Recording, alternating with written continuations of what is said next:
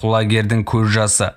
Айтса сөзі екетпей орындалатын, ортасына сыйлы, қара қылды қақ айырып сөйлейтін Арқаның бір төресі келіп Ақан серіден сұрапты дейді.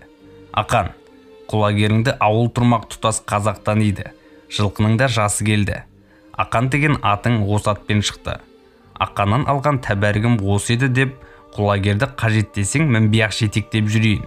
Осы елде сөзімнің жерге қалған жері жоқ еді. Беделімді де білесің.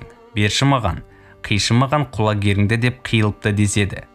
Ақан сері төрде отырған төреге, босағыда тұрған құлагерге жалтақ-жалтақ алма-кезек қарап, ақыры келісіпті деседі. Үйір-үйір жылқы ұсынып ат басындай алтын беремін деп келген талайбай Ақанның алдынан құр қол қайтып жатқан кезең болса керек. Ал төре ананы берім, мынаны берім деп сөз шығындамапты. Содан елге мақтаулы мырзаның соңына ілесіп, Ақан сері сүйретіліп құлагерін жетектеп төренің ауылына барыпты. Төре төріне отырғызып, Ақанмен елдегі ана-мына жағдайды айтып, ет асып қонақ етіп жайғарады. Кешқұрым жатар орында Ақан сері төсегіңіз салулы төреде, тынығып демалыңыз десе, Ақан құлагердің қасына барып жантаямын, маған әуреге түспеңдер депті. Сонымен не керек?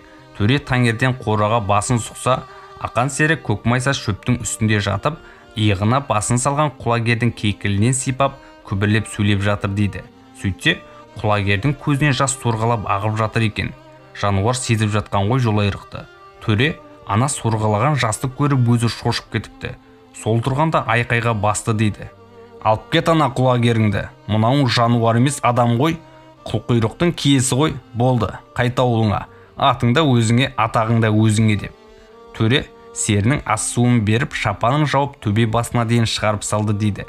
Жолға шыққан құлагердің көзінде ұшқынның пайда болғанын төре киелі жануардың көзінен көріпті.